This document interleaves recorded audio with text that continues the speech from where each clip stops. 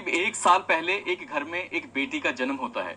जब उस बेटी का जन्म होता है तो उस परिवार में न केवल खुशियां आती हैं, बल्कि पूरे गांव में उसकी खुशियों के गीत गाए जाते हैं। जगह जगह जाकर लड्डू बांटे जाते हैं और बड़ी खुशी का माहौल पूरे घर में बन जाता है। उस लड़की का जो पिता होता है अपनी ही बेटी को गोद में बिठाए हर वक्त घूमता रहता था।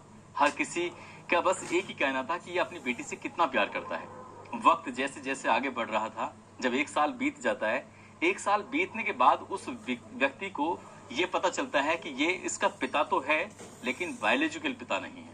बस इतना सुनने के बाद उस व्यक्ति के पैरों तले जमीन खिसक जाती है। वो सोचने पर मजबूर हो जाता है कि आखिरकार जिस बच्ची को 1 साल से वो अपनी गोद में लेके घूमता था, उसका वो पिता ही नहीं है। आखिरकार ये कैसे मुमकिन हो सकता है। सीधा अपनी पत्नी के पास जाता है। वहां जाकर अपनी पत्नी से पूछता है कि क्या मैं इसका पिता हूं या इसका पिता कोई और है। जो भी है सच बता दो। महिला खामोश हो जाती है। उसकी खामोशी ही बहुत कुछ कह रही थी और यहीं से एक नई कहानी को जन्म दिया जाता है। यहीं से एक नई कहानी शुरू होती है, जिसके बाद न केवल उस बच्ची की जिंदगी पर भी प्रश्न चिन्ह लग जाता है, बल्कि उस महिला की जिंदगी भी कहीं ना कहीं अंधकारमय की ओर चली जाती है। आदाब, नमस्कार, सत श्री अकाल। मैं उस्मान सैफी। आज की जो सच्ची घटना मैं आपको सुनाने जा रहा हूँ, ये सच्ची घटना है उत्तर प्रदेश का एक जिला है कानपुर, और इसी कानपुर जिले का एक थाना लगता है शिवराजपुर।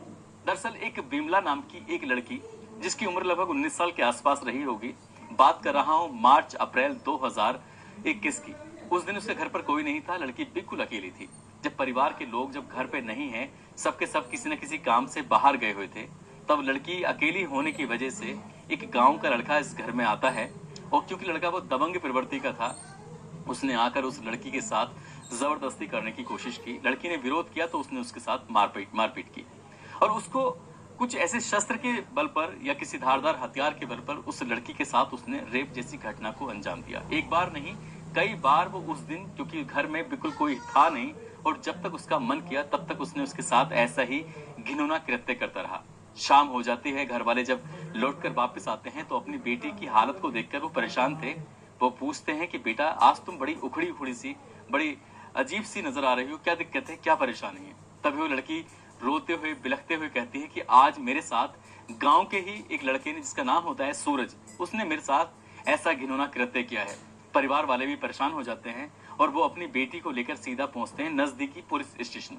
वहां जाने के बाद वो कहते हैं कि हमारी बेटी के साथ गांव के सूरज ने इस तरह का घिनौना कृत्य किया है, क्योंकि वो बहुत ही दबंग प्रवृत्ति का है, गुंडा टाइप का है, और यदि उसके साथ कोई कार्रवाई नहीं हुई तो वो हमारी बेटी के साथ फिर से दोबारा इस तरह की घिनौनी हरकत करेगा।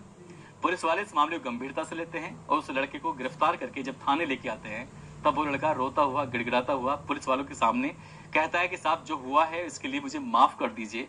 और साथ ही उस लड़की के भी पैर पड़ जाता है, उस लड़की के पिता के भी पैर पड़ जाता है। गांव का ऐसा कौन सा व्यक्ति था जो थाने में मौजूद नहीं था, उसके आगे उसने पैर न छुए हों और अपनी गलती की माफी ना मांगी हो।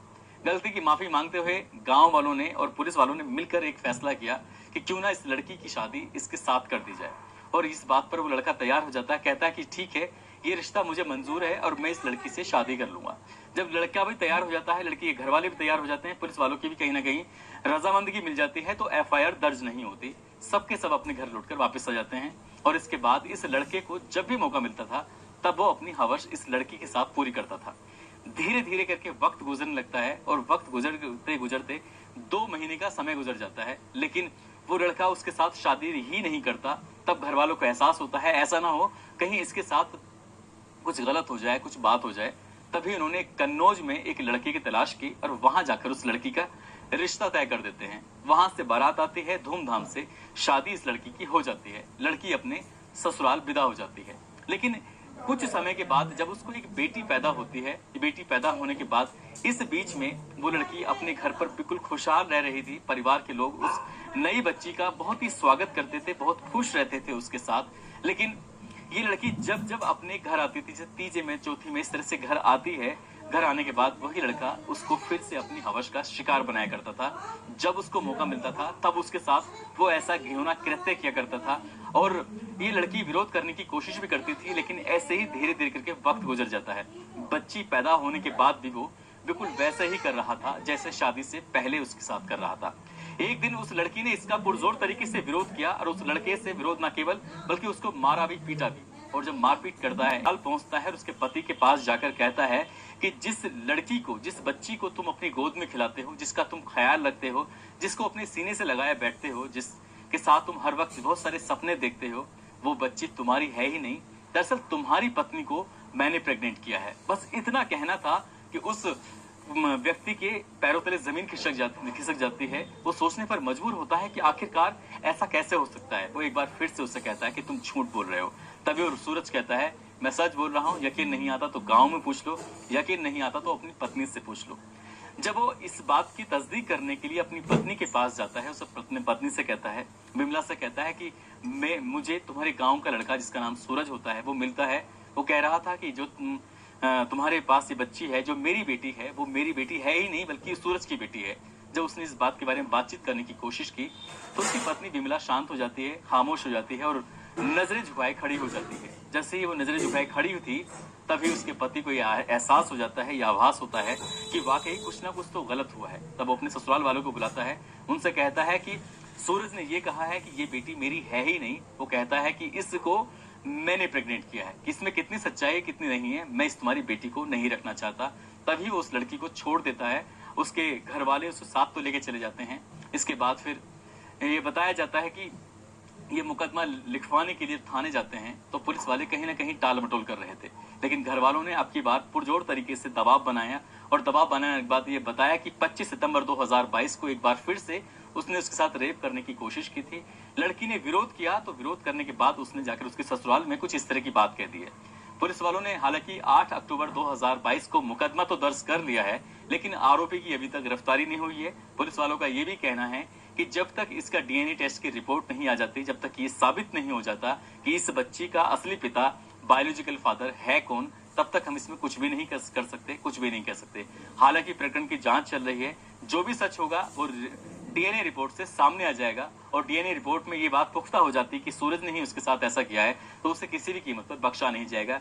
लेकिन उसके साथ जो रेप जैसी घटनाएं हुई हैं, उस घटना के आधार पर उस आरोपी की गिरफ्तारी होगी, उसके खिलाफ गंभीर कार्रवाई भी की जाएगी। पुलिस वालों ने हालांकि उसको गिरफ्तार करने की कोशिश की, लेकिन वो अभी तक उसकी गिरफ्तारी हो नहीं सकी और साथ ही डीएनए रिपोर्ट आई नहीं है। और ये सब तो हो गया है, लेकिन साथ में ही उस लड़की की कहीं ना कहीं जिंदगी बर्बाद होने की ओर है। और जो छोटी बच्ची है जो भी गोद में है, जिसकी उम्र अभी 1 साल भी ठीक से नहीं हुई है, जिसने अभी पापा या माँ कहना भी नहीं सीखा है, उस बच्ची के साथ उसका भविष्य पूरी तरह से अंधकार की ओर चला गया है। हालांकि ये सब जो हुआ है वो होना नहीं चाहिए था। और दोस्तों, इस घटनाक्रम को सुनाने का उद्देश्य किसी को परेशान करना नहीं है, किसी का दिल दुखाना नहीं है, बल्कि आपको जागरूक करना है, आपको सचेत करना है। जिस तरह से पहली बार उस लड़की का पिता अपनी बेटी को लेकर थाने गया था और मुकदमा दर्ज कराने की मांग की थी, लेकिन पुलिस वालों ने इस मामले को बड़ी शिथिलता के साथ लिया। साथ ही कहीं ना कहीं इस लड़की का पिता और लड़की भी इमोशनल हो जाती है, क्योंकि वो लड़का सूरज शादी के लिए तैयार हो जाता है। यदि शादी के लिए तैयार था तो पहले वो एफआईआर दर्ज होनी चाहिए थी। एफआईआर दर्ज होने के बाद भले ही चाहे उसमें एफआईआर लग जाती, भले ही चाहे उसमें समझौता हो जाता, लेकिन जो भी होना चाहिए था वो एफआईआर के बाद होना चाहिए था। लेकिन एफआईआर से पहले ही उन्होंने सरेंडर कर दिया और यही वजह है कि उस लड़के के हौसले बढ़ जाते हैं, ना कि पस्त होते हैं। और वो अपनी दबंग प्रवृत्ति का था, उसने सोचा कि मेरा कोई कुछ बिगाड़ नहीं सकता, और यही कारण है कि उसने उसकी शादी के कुछ महीनों के बाद तक भी उसके साथ ऐसा ही घिनौना कृत्य करता रहा। और उसके पति से जाकर जब ये बोलता है कि इसके पेट में जो बच्चा था वो तुम्हारा नहीं बल्कि मेरा था, मैंने इसको प्रेग्नेंट किया है, ये कहीं ना कहीं पुलिस वालों की लापरवाही रही है, परिवार की लापरवाही रही है, जो कि ऐसा होना नहीं चाहिए था।